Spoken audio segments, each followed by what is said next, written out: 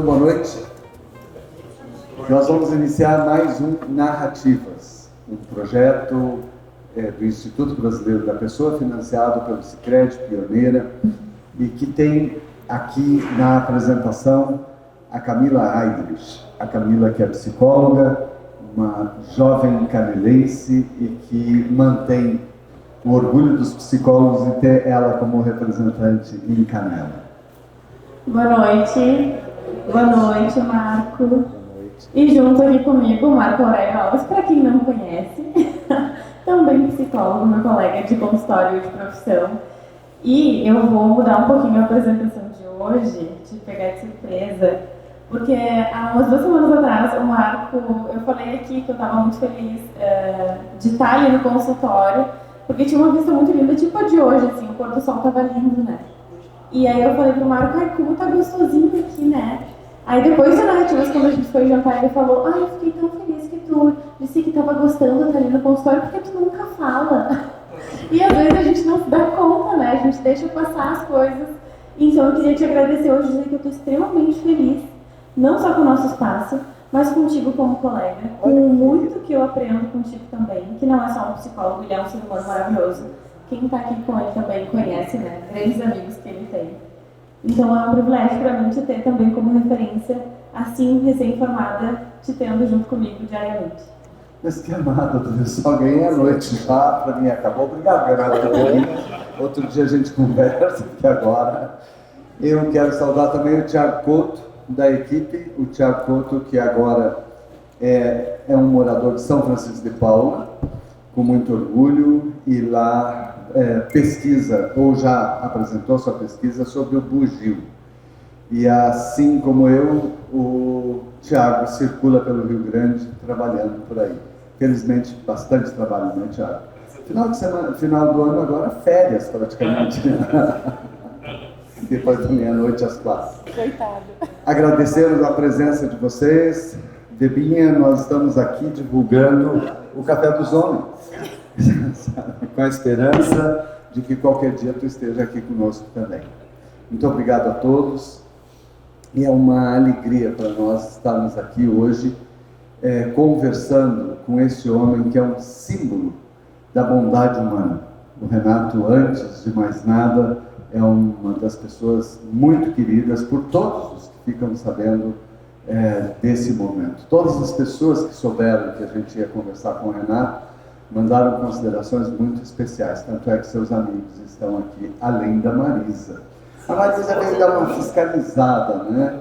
Vamos ver, disse que ia sair à noite, a Marisa deve ter dito, à noite? O Renato sozinho não vai. Ah, não vai. Ela veio, inclusive, com a cirurgia ali, tá presente. Mesmo com a o cirurgia. joelhinho. Tudo bem. E o Narrativas, então, para quem não conhece, é esse encontro de vozes, e a gente tem trazido para cá vozes também muito potentes aqui, tanto para Canela, né, quanto que também tem projetos muito legais aqui na cidade, que estão sendo divulgados também para outras cidades, e para trazer para a comunidade também esse outro olhar, para apresentar essas pessoas, esses novos projetos. A gente teve já aqui vários convidados trazendo mais diversos temas. E o nosso projeto também tem um viés social, então ele também é divulgado em alguns outros órgãos aqui da cidade, como as casas-lares, os abrigos, os presídios, a assistência social, o CREAS, o CRAS. Uma comunidade terapêutica de Gramado, uma de Osório e também uma de Santa Cruz do Sul. Que são também os projetos dos quais o Marco participa, né, que é o Amarelas, em Tramandaí.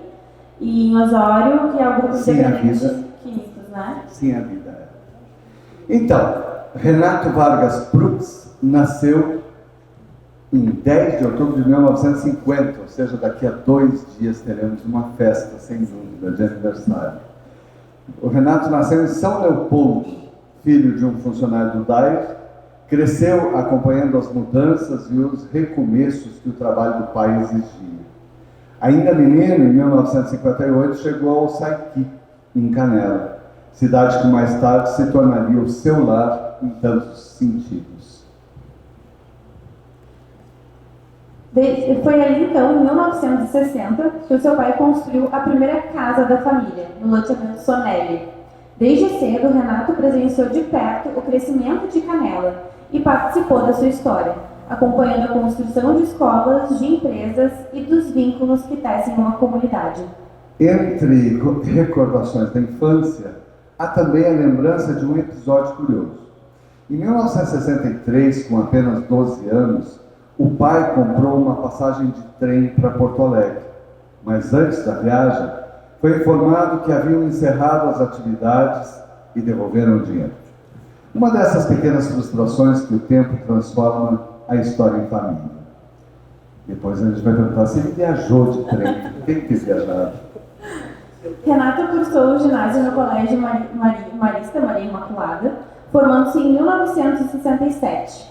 Ele tentou o curso técnico agrícola, mas foi no campo do comércio que ele encontrou a sua vocação.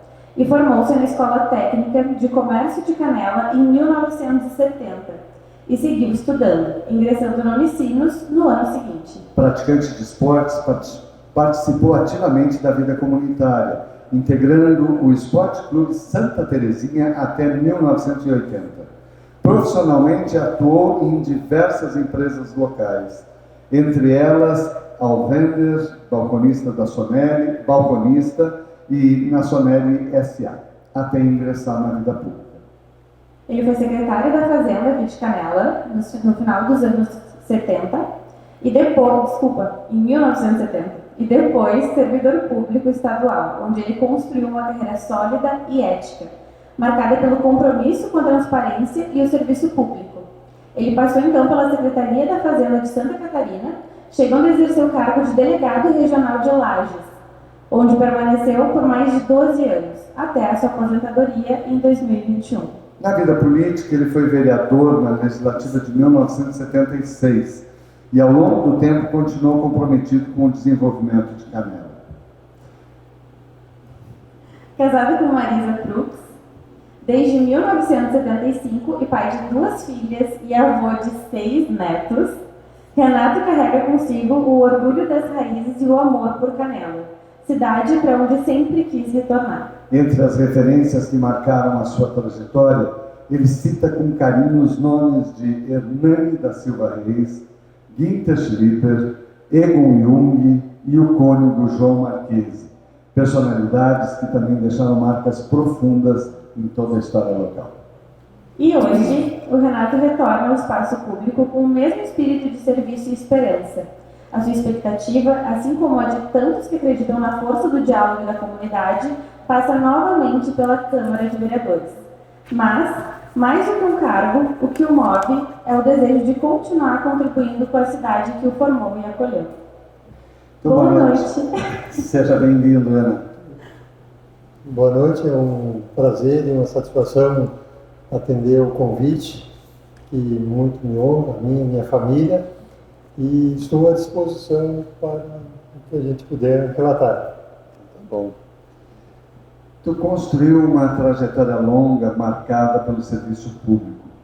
Como é que foi para ti atravessar essa transição da rotina intensa de trabalho para entrar na aposentadoria? Bom, nós temos um sindicato, a nossa categoria em Santa Catarina é pequena, são em torno de 600 entre ativos e inativos, e o Sindifisco sempre mantém, faz uns 8 a 10 anos, ele faz um preparatório em junho e depois em dezembro, para quem está na fase de aposentadoria, ou seja, ele prepara as pessoas para a inatividade, quer seja com... são 4 dias e depois mais 4, são 8 dias por ano. Quem está na fase de aposentadoria, ele é preparado psicologicamente, auxílio financeiro, de investimento, direcionamento financeiro, orientação. E quem gosta de continuar a trabalhar, ele orienta para essa área de auditoria, de consultoria, que tem muitos colegas que se dedicam a essa área, principalmente na área de direito. Então, há uma preparação muito correta e planejada pelo Sindifisco. O Sindifício agora, dia 25, 26 agora de outubro, faz 37 anos. Eu sei que eu fui fundador, eu estava vindo de Brasília, do Confas, auxiliar do secretário, e cheguei para formar, ainda morava em Lages, aí peguei uma carona para ir para lá, porque nós tínhamos problema de transporte, de ônibus, e sempre se preparou um sindicato diferente.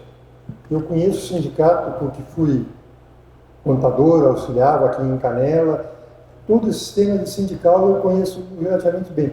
E o nosso foi direcionado para realmente servir na classe. E esse aspecto eu acho que ajuda violentamente a preparação para a transição de aposentadoria. E falando em transição para a aposentadoria, a gente sempre acaba conectando, né, a aposentadoria com algo mais passivo, né, de tu parar de exercer aquela função. O trabalho é um eixo da tua identidade. E isso acaba que, eu acho que há muito tempo atrás também, isso vem sendo reformulado hoje em dia. Mas era como se também estivesse perdendo parte da tua identidade quando tu te aposentava. Como é que foi essa transição para ti? E se vê nesse outro momento?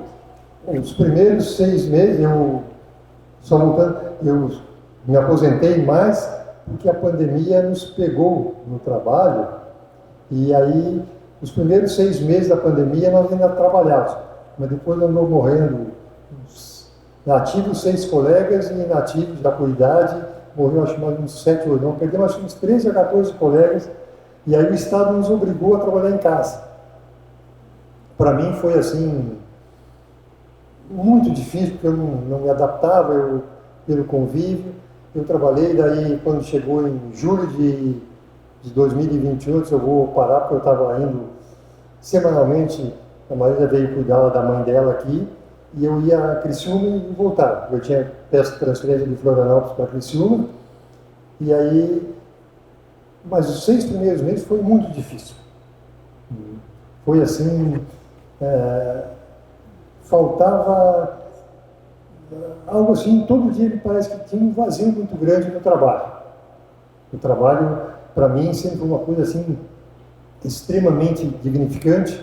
Eu trabalhei há quase 53 anos e meio. Eu posso dizer assim com firmeza, que eu jamais cheguei um dia atrasado, jamais tirei um atestado na vida. Então eu fiz acho 2 ou 3 cirurgias, e a última que fiz eu estava nativa em 2008. No terceiro dia eu já tive para o serviço. Eu tinha cargo, era diretor de fiscalização, e coincidia eu ter o domínio da toda a situação de auditoria do Estado. E tudo passava por mim. E eu achava que era muito importante eu estar presente. Então, o trabalho para mim foi a coisa mais sagrada que eu tive na vida. Mais que a Marisa? Foi parte junto. Parte junto. Mas o trabalho, assim, tempo que eu comecei na loja, em 68, meu primeiro emprego comecei em agosto de 68. Conta como é que era trabalhar em 1968. Bom, terminei o ginásio junto com o Verbinha e o Leco. Nós éramos em 19, e isso é uma coisa que é importantíssimo. Nós nos mantemos unidos desde aquela época. Nós nos reunimos quase essa semana. Tinha o Pinho também. Meu irmão. Nós éramos em 19, agora nós estamos em 11 só, porque as coisas estão fechando as curvas.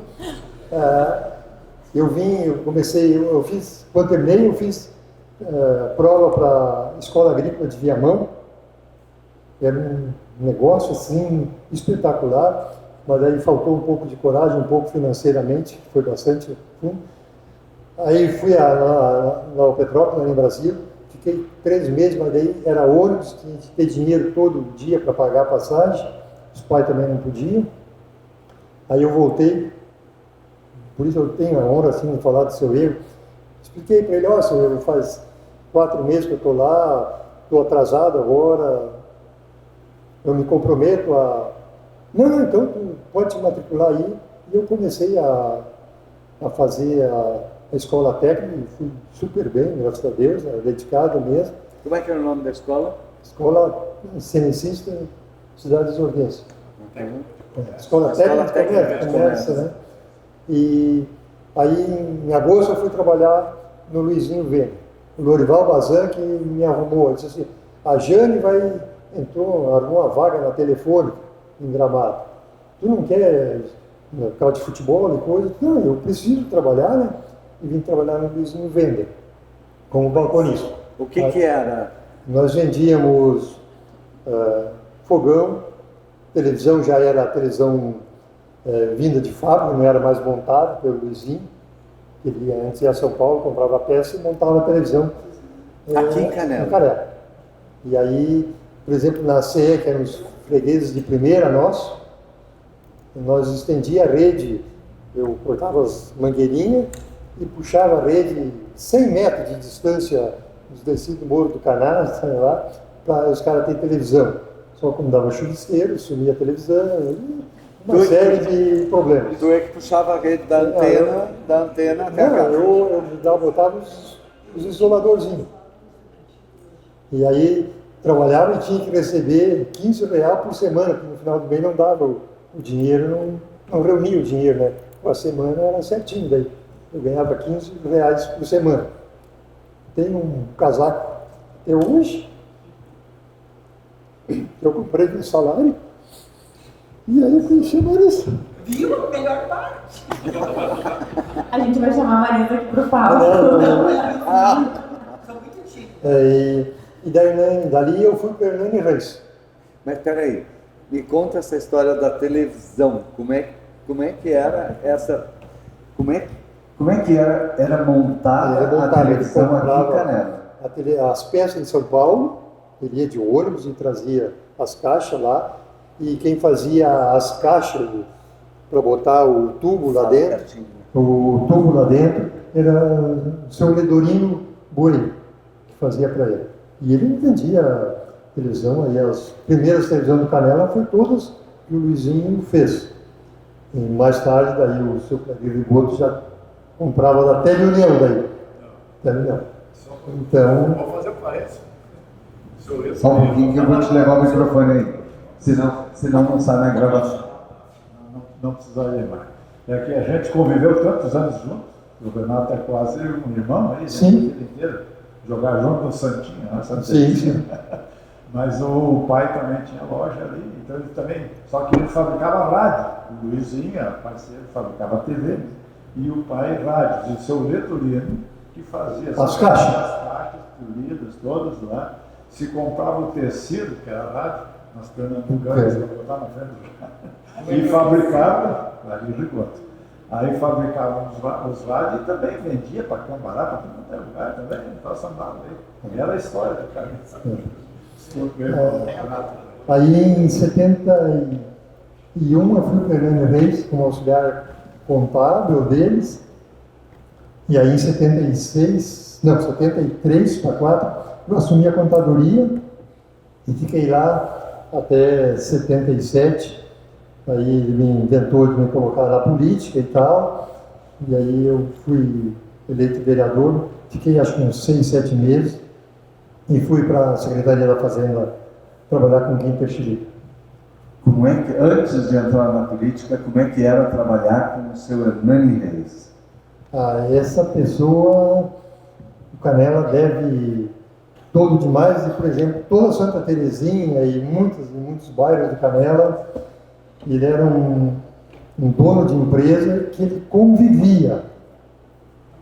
E a gente trabalhava com extrema confiança, porque passava tudo, no caso, nas minhas mãos, prestava conta para ele, e eu fiz minha casa, ele me auxiliava, e todos os funcionários que tinham no Hernani Reis, ele deu casa, financiava a casa, dava os caminhões nossos iam para Porto Alegre, na volta, quando vinha vazio, trazia telha, trazia tijolo, e ele repartia para os funcionários a preços de custo, ou até menos às vezes. Então ele foi um cidadão assim, da mais fina honestidade, capacidade de trabalho, de qualidade, de humanidade, foi Hernani da Silva Reis. Foi um prazer trabalhar com ele. Em 72 eu fiz concurso para o Banco do Brasil, E passei, em 74 fui nomeado para Paraná City. Só um pouquinho. Tu está indo muito rápido nessa história. Na Paraná City. E aí ele não me deixou ir, disse, não, tu vai ganhar seu 200 lá, eu te pago os 200, um pouco mais, mas tu fica comigo. E eu permaneci com ele. Só saí por causa da política, daí o Guinter fez o convite, ele também me apoiou, não, quem sabe tu vai lá, tu gosta, e aí eu fui trabalhar na política. Mas o Hernani foi assim, de uma abertura de visão, porque era uma empresa grande na época, nós devíamos ter variável aí de 300, 350 funcionários, e nós pagávamos todo dia 5, eu nunca me lembro de ter atrasado um dia salário de funcionário, ou imposto, ou qualquer espécie de tipo, era sempre um zelo a empresa dele. Era uma sociedade de irmãos, que sempre dava aqueles atritos familiares, mas ele com nós funcionários era uma linha espetacular. Camila já te deixa entrar, sabe? A Camila, ela disse hoje, esse aqui vai ser mais um entrevistado que eu vou ficar assistindo, né? É que tem histórias que de Renato que eu nem conheço e eles ficam confabulando só prestando atenção. Não, mas é que nós estamos lá ainda do Renato. Eu vou sentar na plateia e vou ficar assistindo. Mas as perguntas boas eu guardei para ti. Ah, tá, obrigada. E aí, assim, quando tu decidiu ser candidato a vereador, como é que era? Ou seja, qual era a tua plataforma? O que tu prometia para as pessoas? E qual era o partido? Era do antigo e novo novamente MDB. Em termos assim, de promessa, não fiz só. Tu tinha quantos anos? Eu tinha 25 para 26. E fui mais por ele e tal, mas vereador é uma eleição diferenciada. Vereador é uma eleição pessoal, não é de partido. Eu, se fosse o número de empregados e os parentes que eu tinha na cidade, eu deveria ter feito 400 votos. Eu fiz 260 votos. Ainda tinha um posto de gasolina que era dos pais da Marisa, naquela época a gente atendia lá e ajudava. Então, ele é uma votação assim, extremamente pessoal. Promessa nunca fiz, só que manteriam uma linha, e essa linha eu mantive porque a primeira votação que teve lá, eu mantive uma linha que o Dr. Guinter mandou para a Câmara de Vereador o orçamento, com valores assim que eu entendia, que conhecia a contabilidade, estratosféricos para a época de Canela, porque ele ia mandar depois o Código Tributário, que ia mexer na situação tributária do município. O Guinter. E eu votei contra, e opinei contra, e o único voto contrário, na época, se eu não me engano, foi o meu. Os outros partidos, só tinha outro partido, apoiou, votou, e eu mantive uma linha, ele me chamou lá, disse, não me leva a mal, se eu tivesse mandado o Código Tributário antes, eu votaria até, mas assim, não voto porque eu não vou votar no escuro. Eu conheço a matéria e não votaria. Então, mas ali eu criei um grande relacionamento com o Guinter por causa de opinião forte. Tanto que ele me levou para lá e o tempo, a Dília sabe bem, que se contava o dinheiro no final do dia para fazer as obras. Não tinha essa fartura de hoje que existe dentro do município. E foi uma época assim de grandes obras, de calçamento assim, dominou o Canela, e era um cara, o Guinter assim, era um cara visionário e de uma qualidade que o Canela deveria ter tido mais uns 3, 4 da força dele. O Guinter? O Guinter. Falando sobre o Guinter, eu não conheci ele, né? Mas eu trabalhei por muito tempo no tênis clube aqui de Canela. E quando eu comecei a trabalhar lá, ele teve, né, uma presença lá muito forte. Sim. E todo mundo, principalmente sócios mais antigos, muitos eu via passar por lá e sempre citar o Guinter. Que ele foi maravilhoso para Canela. Todos acho que têm um respeito muito grande por ele. Tu citou, né, que ele é uma das tuas referências aqui em Canela. Mas a pergunta, faz um bom tempo agora que tu já está aposentado, né? E agora, nessa tua nova transição, como é que tu percebe o valor do trabalho hoje? O trabalho é algo que dignifica qualquer pessoa.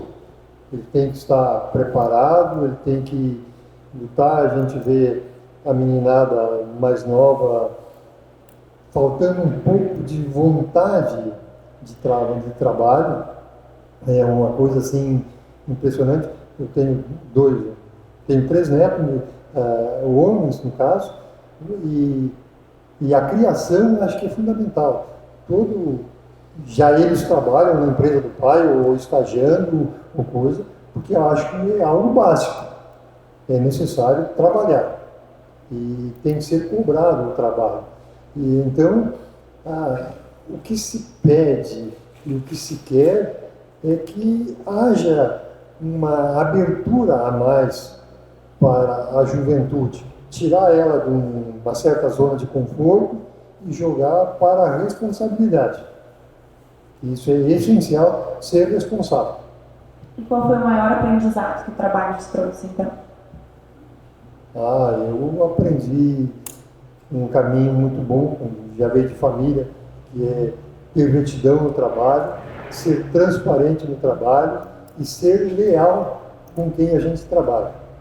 Eu tive, em Canela, fiz um bom trabalho na prefeitura, de respeito com os colegas, trabalhei ligado com 2 pessoas, assim, de extrema qualidade, foi Dona Ivete e Antônio Delfim, José Carlos Velho, o Ciro Sander foi uma pessoa assim, a Dida foi minha colega de trabalho, então, mas era mais um foco de área de pessoal, mas nunca tive problema, assim, hoje a gente vê, a prefeitura tem problema disso.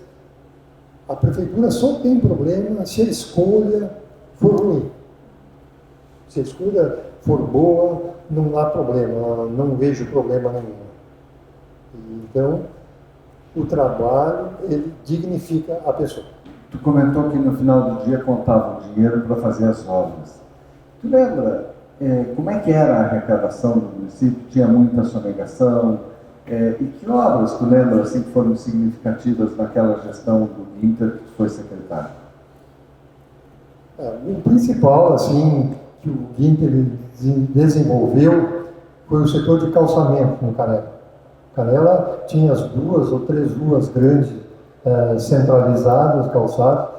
Por exemplo, Laje de Pedra, ele fez, Batista Luzardo foi ele que fez, a Sonelli foi ele, a Santa Terezinha foi ele, aqui para o lado do lago, as principais ruas ali, calçamento, que naquele tempo era só calçamento. Então ele fez uma expansão de trabalhos e criou-se critérios de responsabilidade de fiscalização.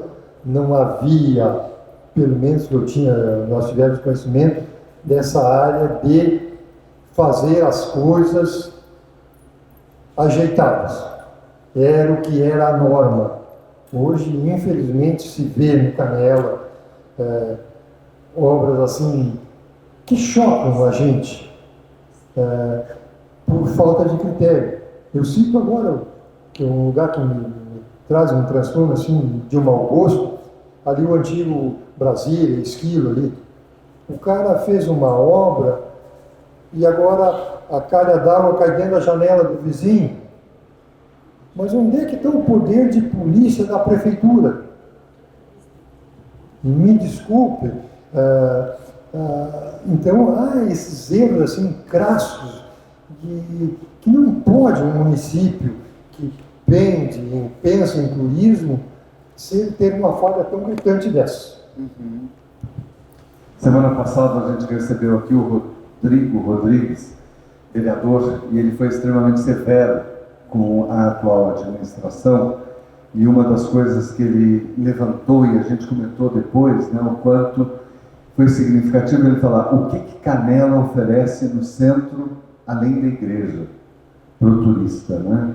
Esse comentário dele foi muito forte. E agora, quando tu fala nessa obra, hoje casualmente eu passei por ali, estava olhando, mas tomara tomara que ela venha a ter um pouquinho de dignidade no final porque nesse momento é horrível. É o que se espera, né? Tu falaste antes sobre a parte financeira.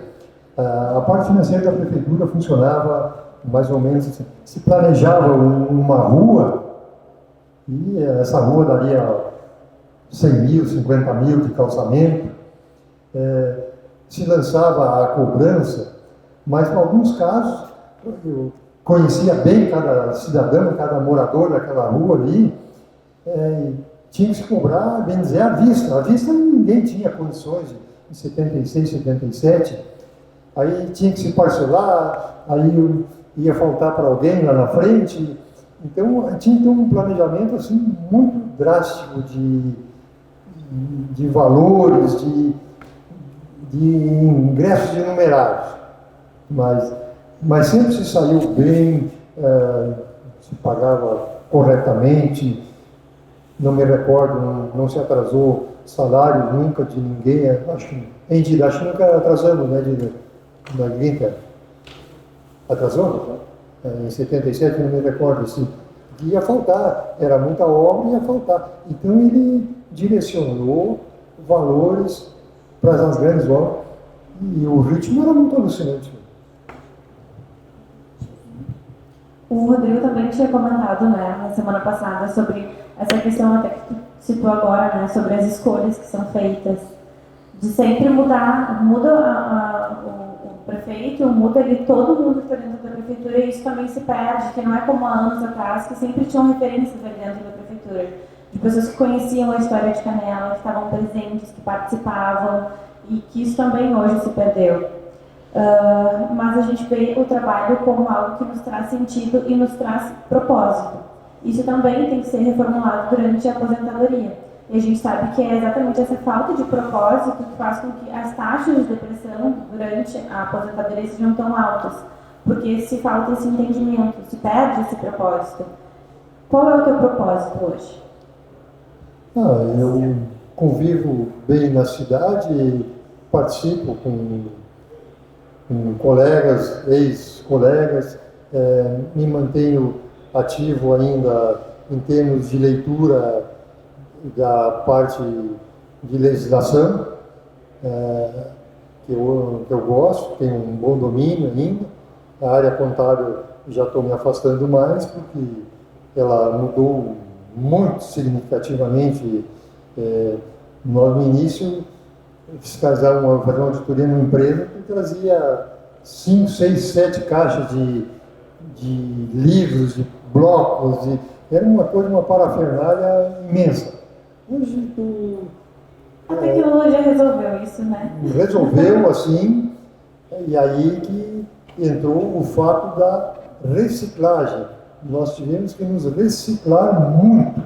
Essa área de auditoria é muito grande.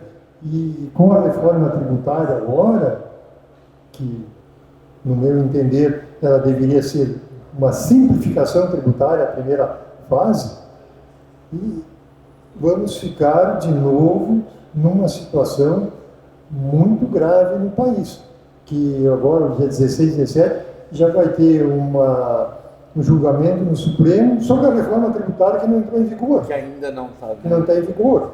Então, e eu vejo e tenho acompanhado que os municípios e os estados já tinham pouca autonomia, vão perder muito mais.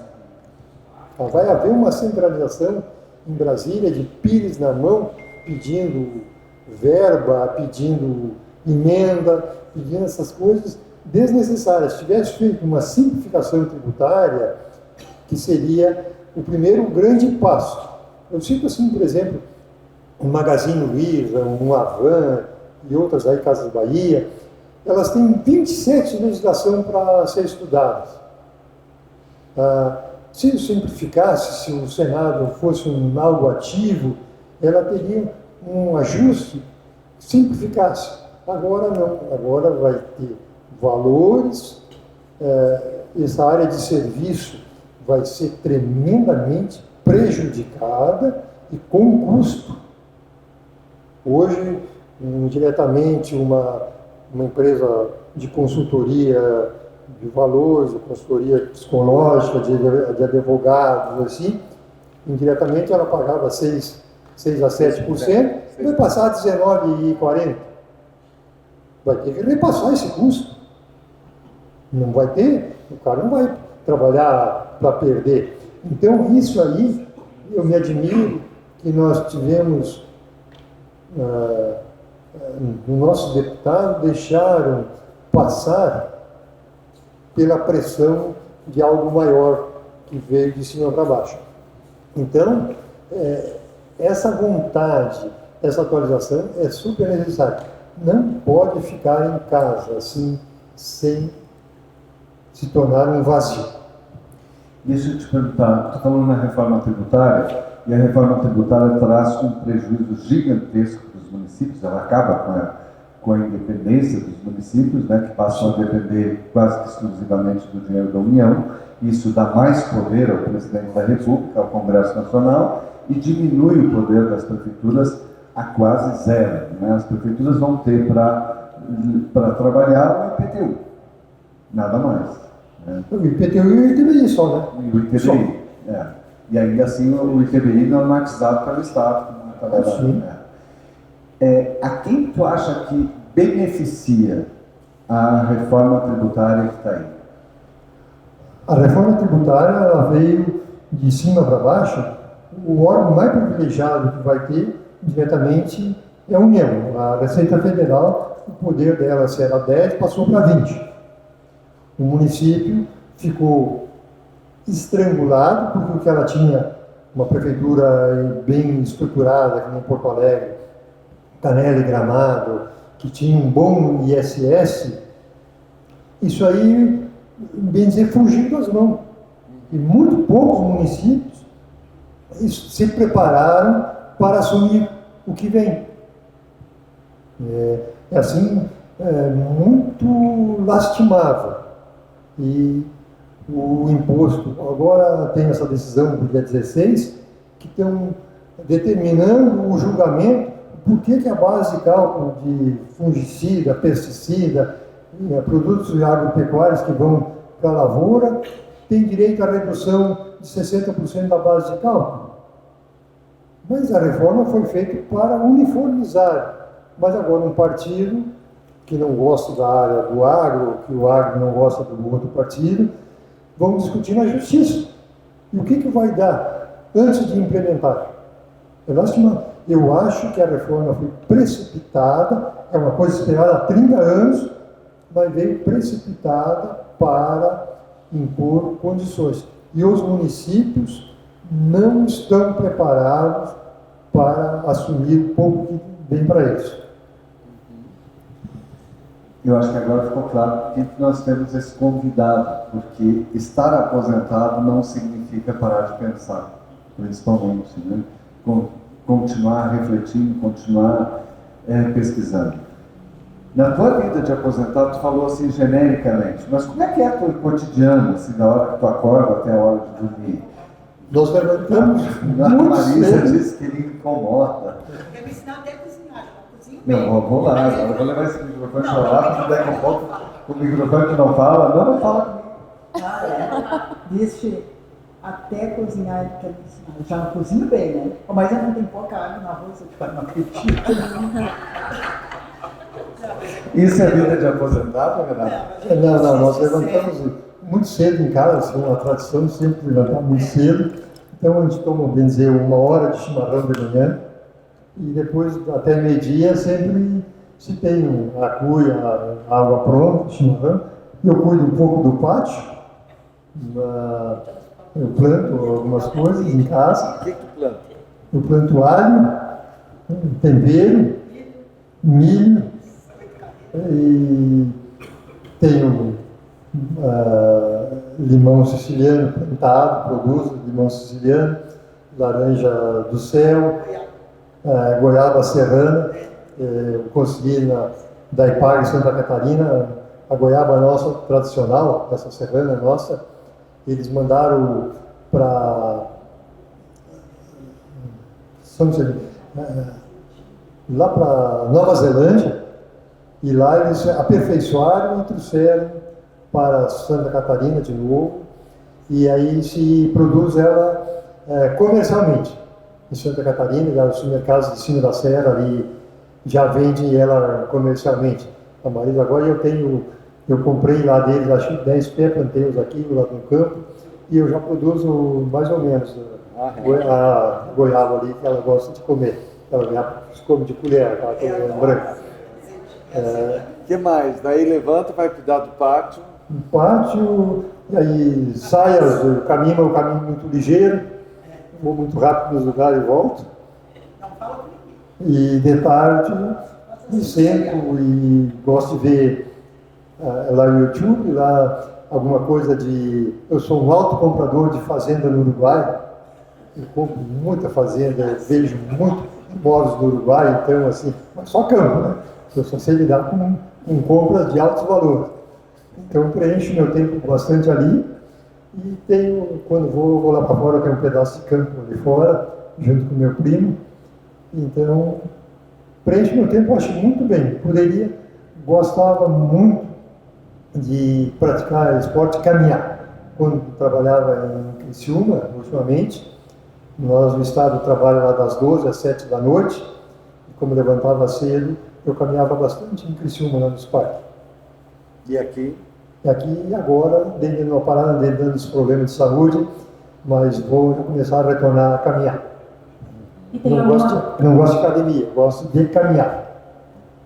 E tem alguma coisa da tua rotina do trabalho que tu ainda sente falta hoje? Ou que tu aprendeu a valorizar hoje? Vontade de trabalhar? Não, alguma coisa do trabalho que tu ainda gosta.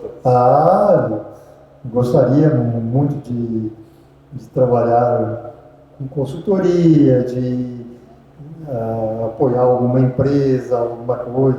A gente vai, por exemplo, em alguma loja aqui no Canela, compra alguma coisa e vê a emissão do documento violentamente errada, me chama assim a atenção, mas que falha, de falta de diálogo, de convívio, porque o contador, eu já fui contador, mas dentro de um certo padrão, e hoje tu vai numa empresa, o ticket do ECF, da máquina dele, é do endereço lá do outro lado da rua, é umas coisas assim banais que não poderiam cometer esses erros, né? Isso falta de falar, de sentar com o contador, expor, que há os benefícios, por exemplo, da empresa do Simples, lucro presumido, lucro real, que poderiam ser atenuantes para o empresário, que a carga tributária é elevada, muito pesada, que poderiam ser amenizadas de alguma outra forma, de algum outro valores assim. Tu acha que tem alguma solução para a sonegação? Tem sim, se chama educação. Se não investir no colégio, com educação fiscal, com aprendizado da responsabilidade, de ensinamento, de convívio, de casa, colégio e aluno, essa seria a única solução, porque o resto ela não consegue reverter. Eu só cito um caso de Santa Catarina. Em 2010 nós começamos um trabalho, me especializei junto com mais 6 colegas, só trabalhei os últimos 10 anos só com supermercado e atacado. Os primeiros meses, nós chegávamos a ficar dentro de um atacado, dentro de um supermercado, 8, 10 horas tirando leitura de máquina de ECF, passando para os notebooks, com o cabo conectado. E ali foi a apresentação. Nós terminamos em 2020, nós tínhamos 260 mil opções de notas fiscais, de emissão de nota fiscal. O cara tirava, por exemplo, um chinelo de dedo, Havaiana, isento, o cara tinha 6, 7, 8, 9 notas filiais, ele cadastrou aquilo errado e ele ficou repetindo aquele erro durante 1 ano, 2 anos, 3 anos.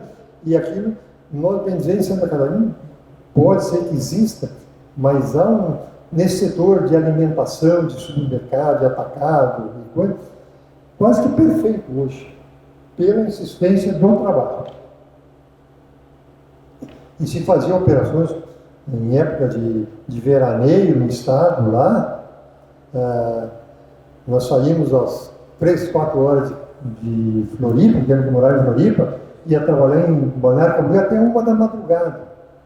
Só em cima de restaurantes, de empresas que trabalhavam. Isso aí elevou. Santa Catarina hoje arrecada quase 5 bilhões por mês. Nós duplicamos, quase que triplicamos a arrecadação do estado de Santa Catarina. Isso foi um trabalho paulatino, batido, e fizemos algumas coisas assim. Nós trouxemos os contadores para dentro da fazenda. Nós hoje trabalhamos com um tal de malha fiscal lá, e nem o cara sabe que está errado.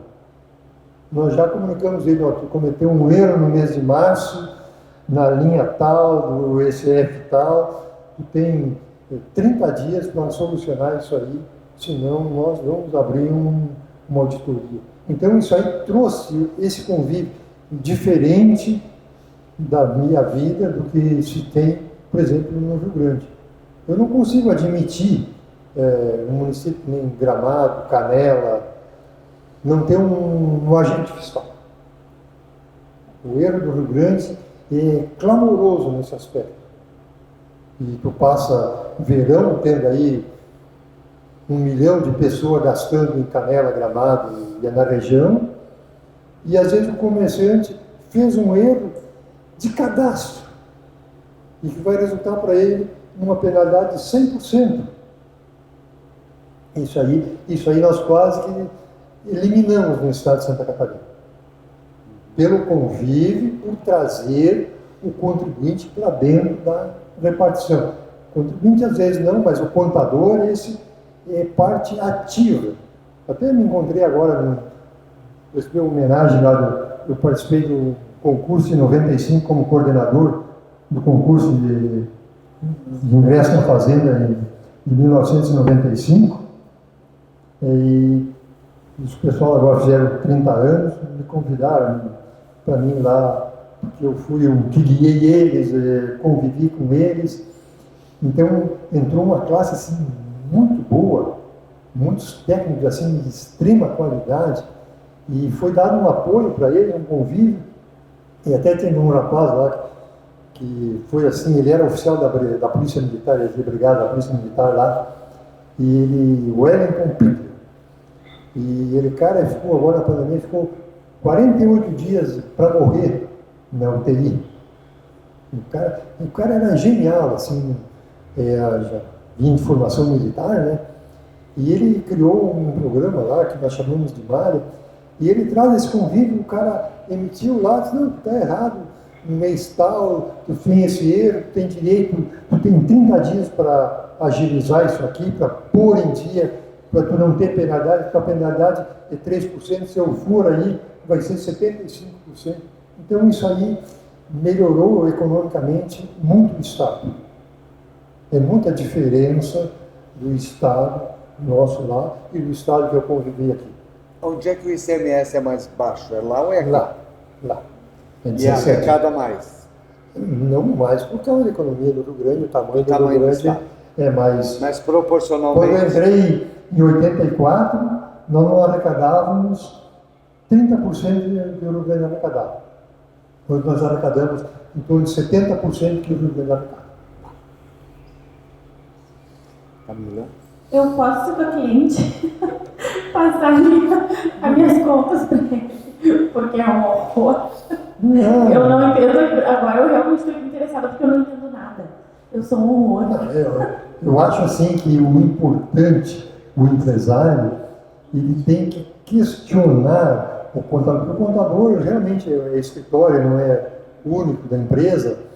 Ele tem uma gama assim de 10, 20, 30, 40. Eu sei que eu tive uma época que eu me afastei do Estado, o cara tinha 250 empresas. Então, esse aspecto, o cara não quer saber, vai registrando, vai pensando, ele cria uma especialização muito. Então, se tu for lá questionar ele, impor para ele, mas eu ouvi falar disso, como é que funciona aquilo, e ele vai também se inteirar. E o contador hoje é o maior elo que tem entre o Estado, a Fazenda e a empresa, o empresário. Porque é muito caro, o tributo é muito caro, a penalidade é muito cara, e isso seria importantíssimo, essa união que nós fizemos lá, ser difundida. Por exemplo, eu cito assim um caso que eu participei diretamente em 2006, quando nós começamos a cruzar cartão de crédito. Nós fomos o primeiro estado no Brasil que cruzou cartão de crédito. Nós chamamos Cruzar com o quê?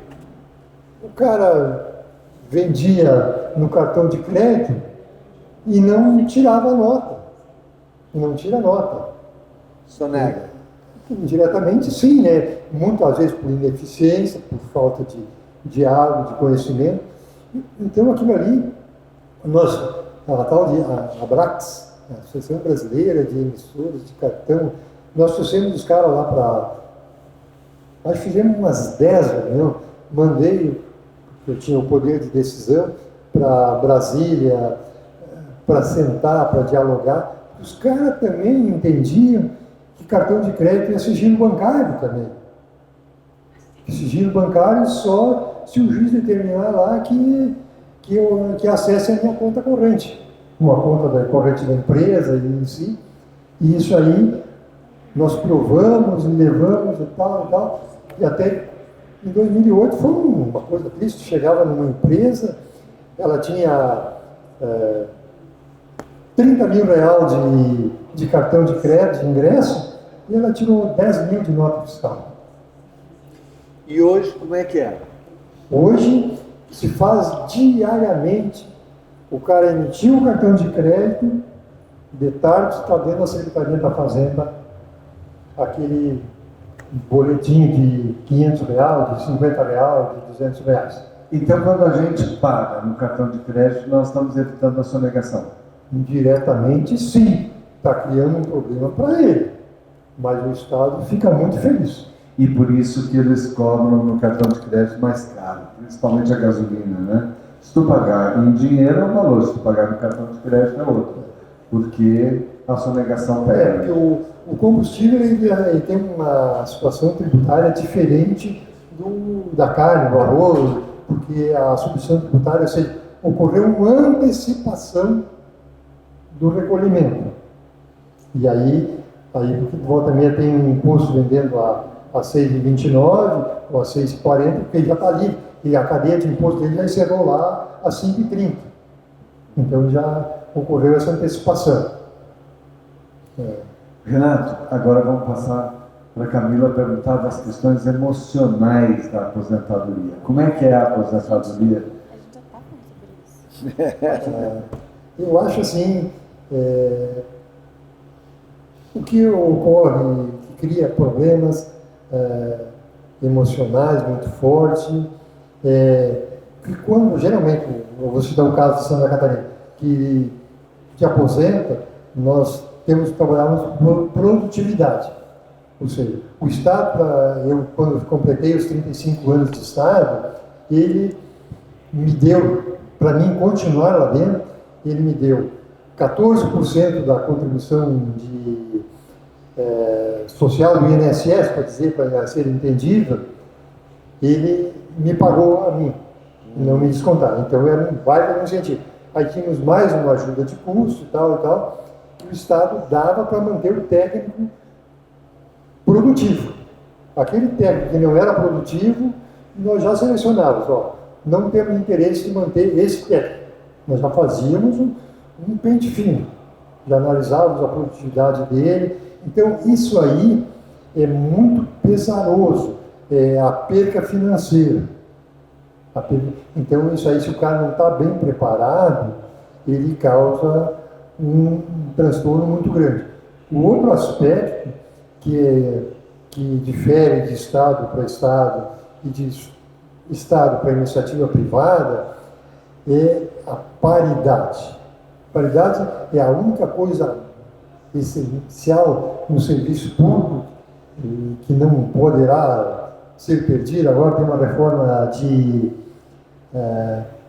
administrativa que está lá no Congresso para problemas extremamente políticos, querem indiretamente dar uma segurada no concurso público, que é um pesadelo negativo, e cortar alguma coisa, não para quem está, mas para quem vem, de aspecto de paridade. Ou seja, se eu ganhava 5, eu saí, eu continuo ganhando 5. Se o cara da minha função passar a ganhar 6, eu vou para 6. Diferente da iniciativa privada, que é a desmotivação, que é a falta de critério nesse país, que foi a falta da correção da aposentadoria. Ou seja, o cara saiu com 2 salários, ele tem que permanecer com os 2 salários. E isso não. No primeiro ano, os 2 salários para completar tinha que ser 12% de aumento, e vai lá e dá 11%. No 5º ano, no 6º ano, a defasagem já foi o beleléu do aposentado da iniciativa privada. Mas isso é uma política de país negligente. Tem uma pesquisa da USP, da Universidade de São Paulo, que dá conta de que entre 24% e 30% dos aposentados sofrem com depressão, tomando uma média de 5 comprimidos diários para enfrentar a depressão. Essa depressão é falta, na tua visão, é falta de atividade, é falta de atenção, ou ela tem a ver com a invisibilidade do idoso, que muitas vezes fica desprestigiado, até por essa questão do achatamento salarial que tu fala, da diminuição da renda, a diminuição do poder. A que tu acha que se deve e o que tu indicaria para uma pessoa que esteja deprimida fazer quando se aposenta? Eu acho que a falta do convívio. A falta do convívio é, assim, muito ruim. Ele não ter com quem dialogar, ele perdeu aquele contato importante que ele tinha, ele começar a se restringir, ele ficar dentro de casa falando de alimentação. Dizendo que a mulher botou pouca Água. Isso aí é assim, impressionante, a falta do convívio. Eu senti, nós temos uma associação, uma sede espetacular na entrada de Canasvieiras, e se teve problemas assim com colegas que se fecharam, né? Achavam que não seriam mais úteis para mais nada, né? Então, mas é uma opinião, né?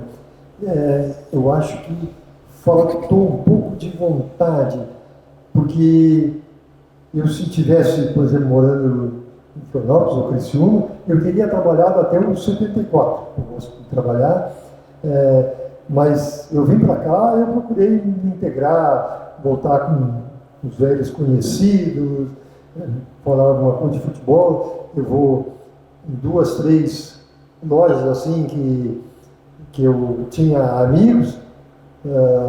Eu vou por exemplo, gosto de ver ali no outro cara ali, porque ali eu tenho o Nico, que me lembro da Alto Canela, me dava bem com ele. Eu vou ali e encontro o seu Adir Rodrigues, que foi meu amigo da prefeitura. Então eu procuro assim, muito conviver. Faço parte lá do memorial, porque eu gosto do convívio.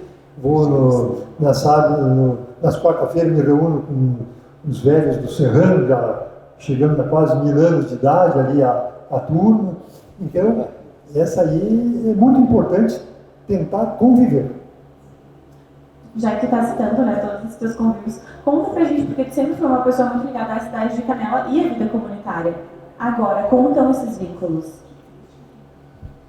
Eu, comunitariamente, eu tenho relacionamento assim, com o meu primo, assim, toda semana a gente se visitar.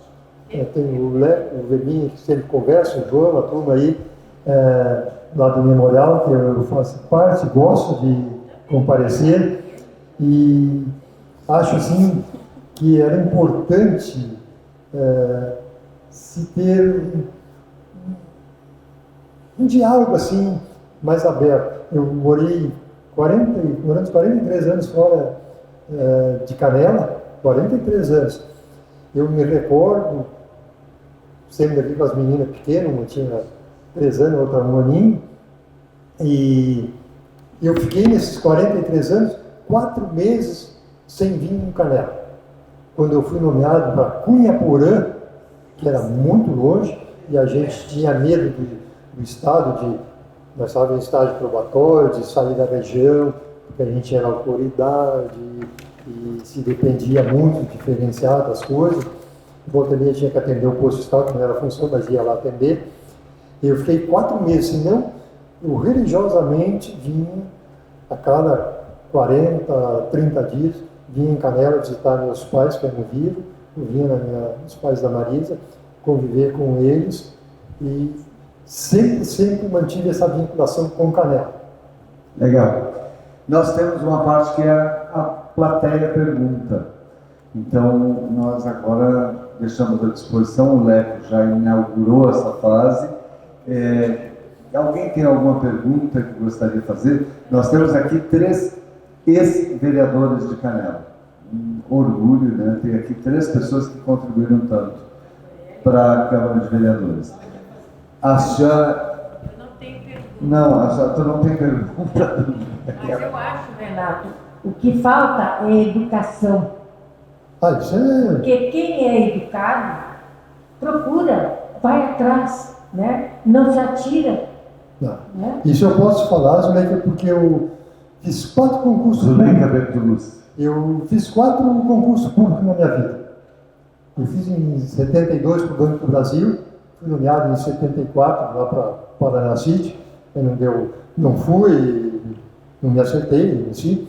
Aí fiz concurso para Centrais Elétricas do Sul do Brasil, Eletrosul.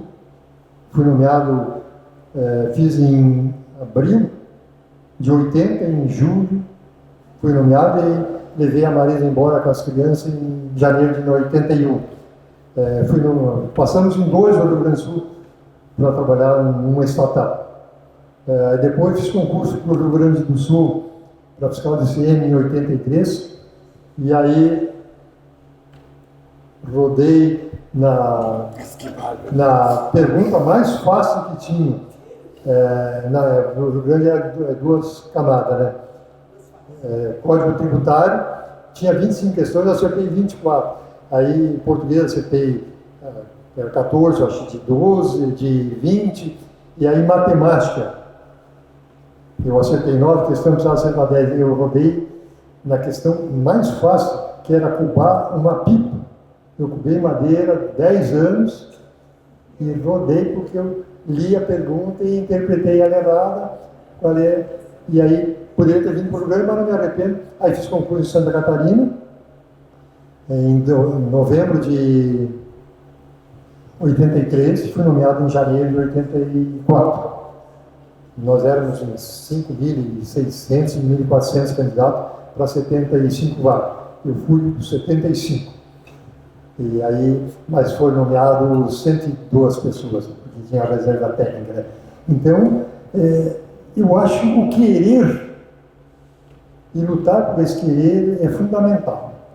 Eu sempre me dediquei, estudei, li bastante, sempre gostei de ler, assim, violentamente, leitura, jornal principalmente. Antigamente lia muito livro e hoje leio muito jornal, mas eletronicamente gostava de ler jornal físico.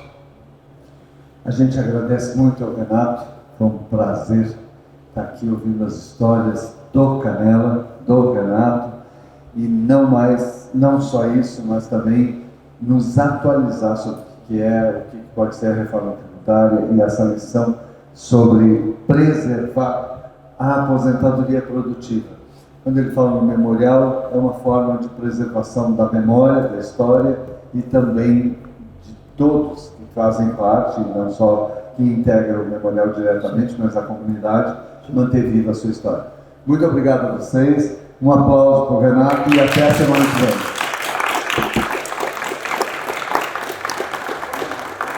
Na semana que vem nós vamos ter aqui, no dia 15, dia do professor, nós vamos ter o Antônio Jardim, quiropraxista, que vem falar sobre a quiropraxia. E na semana seguinte, hábitos que fortalecem os vínculos sociais. Contamos com vocês, com a presença de todos e muito boa noite.